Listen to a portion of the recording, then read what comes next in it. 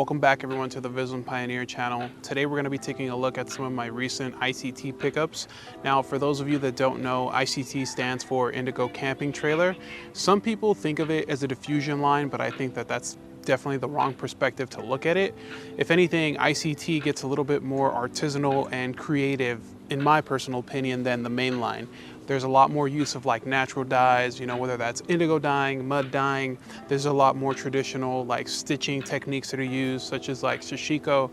And honestly, it's probably my favorite overall, like, you know, label within the brand. I definitely prefer it over Contrary Department. I definitely prefer it over some of the mainline releases. And there's two items that I picked up recently. One of them actually I've worn for over 100 days. So I'm really excited to show you guys what that wear and tear looks like. But without too much more discussing, I'm going to be showcasing the first pickup, which was a recently released, I guess you could call it fall winter 2025 spot release of the Visvim Christo. You guys know what the Christo is. You've seen the video where I showcased, you know, all the pairs in my collection. This latest release is part of the I.C.T line. It does come in this dust bag as well as like the traditional like brown box for the I.C.T releases. So here we have the latest iteration of the Christo. This one here did get released in a navy colorway as well as this brown colorway. What really drew me to this particular pair besides the color, well, first, I don't own a single pair of Christos that are like this dark of a shade of a brown. And the second thing is the use of the materials on this pair I just find to be extremely unique. I own a lot of the corduroy pairs and some of the different like nylon pairs, but this particular fabric blend is a mix of both wool and linen, and it has sashiko stitching details that I just find to be really interesting. I mentioned in a previous video that I was a really big fan of the herringbone Christos that released alongside the FBT Prime runners. I wasn't really collecting too much in the brand when those did drop, so I think this is a nice way to be able to pick up something that's similar, kind of like adjacent in style, but that has more of like a monotone, chromatic, and easy to wear look. All the details remain the same. You still have, you know, the traditional strap system as you do with all Christos. There's hits of leather on like the ends of the pull tabs, as well as like a full like cork footbed. This is a completely leather. This is a 100% leather interior, both on the straps and on the footbed. You do have that custom Vibram Visvim branded outsole. Honestly, it's, you know, something that the brand's been using for this particular model for quite some time now. So besides like the material choice and like some of the little details on the upper, there isn't really too much of a difference. Really what makes this one wearable is the fact that it's kind of like, it has enough details to where, you know, you can really appreciate it when you take your time to look at some of the different components of the upper, but the color lends itself to be extremely wearable for, you know, whenever you do decide to wear these.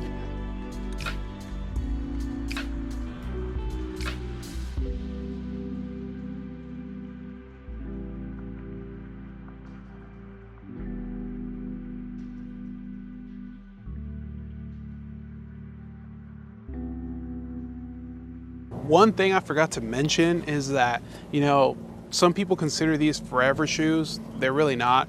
The black pair that I recently took on my trip to Japan, I'm a heavy guy. I did a lot of steps. The insole low-key like sank into the bottom of the foot. Like there's no longer this like ridge. It kind of just fell in. I'm assuming that the cork in the middle of the shoe probably gave out. They did see a lot of wear, but you know, just something to keep in mind. The outsole isn't necessarily replaceable, so you know, just don't expect these to be a shoe that you keep forever.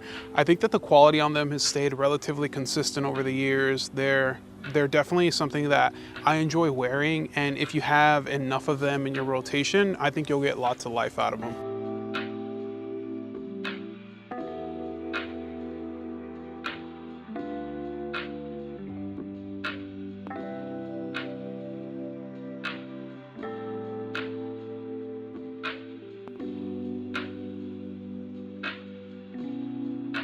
Now this next item I am extremely excited to show you guys.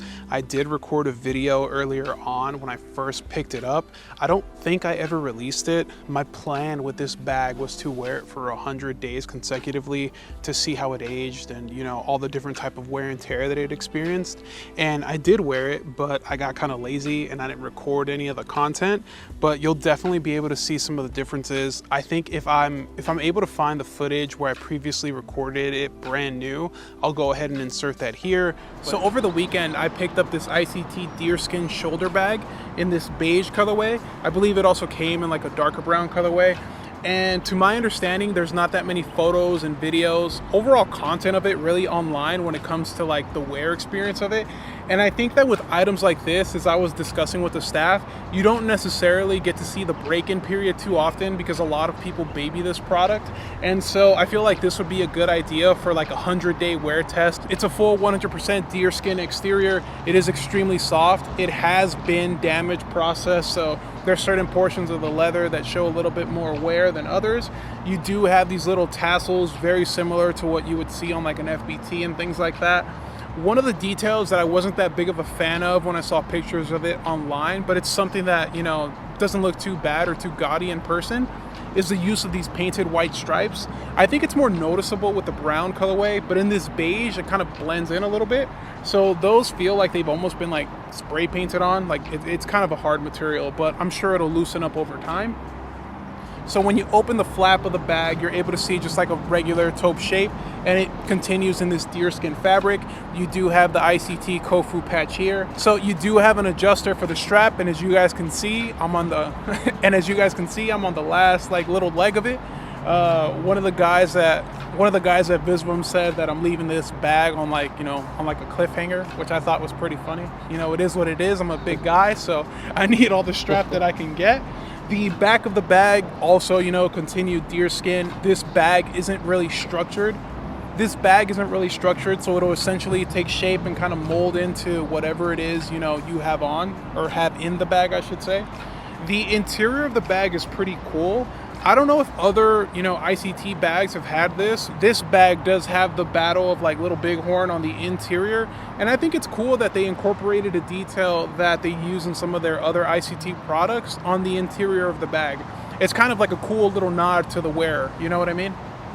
But it's not the biggest bag. You could definitely fit like, you know, just regular everyday items in here, but I wouldn't expect to put a laptop in here. So just keep that in mind. It's kind of like more meant for like essentials and daily items versus, you know, full on packing and all that kind of stuff. For now, I'll just give you guys a close-up look at it so you can kind of, you know, so we can kind of track the wear and tear of how this bag is going to look like in a bit.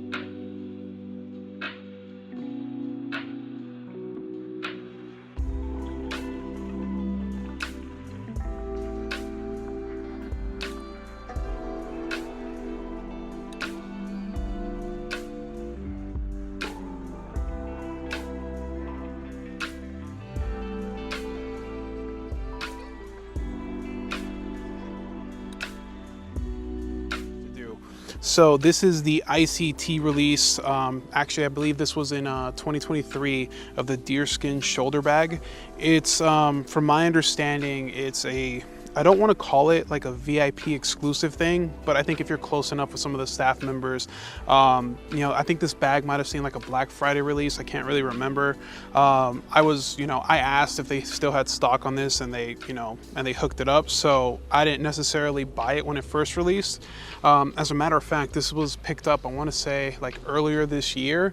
So, and my intent was to kind of wear it as like an everyday bag that I can just throw my wallet, my sunglasses in, and something that kind of fits the, you know, the Visvim aesthetic and the ethos of the brand. I mean, obviously it's a Visvim product, so it will. But now with this bag, I kind of wanted to complete that whole like mix of the UT satchel, the Deerskin shoulder bag, and the I also have that UT rucksack. So you kind of have all these different like deerskin like bags from the brand. I don't own any of the medicine bags because it's so tiny. I tried one on. One, my phone doesn't fit in it.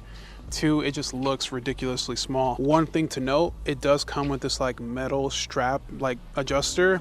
It only looped through this one time. I did this weird thing where I kind of forced it into through the top as well, just because I kept, every time I wore it and I put anything too heavy in the bag, it would like come apart. I guess the weight of all the different items would kind of force the strap to become a little bit loose. As you can see, I do wear a lot of, you know, garment dyed and indigo dyed items. So there definitely is some like dark, you know, I guess you could say material rub off on the shoulder strap. The tassels here can get kind of, you know, in the way. Sometimes they get caught up on things and they're rather on the thin side. So unfortunately, like if you do rip it, I think that's like a very like highly likely thing to happen. I want to say on like either the second or third day of owning the bag, my wife dropped it in a puddle.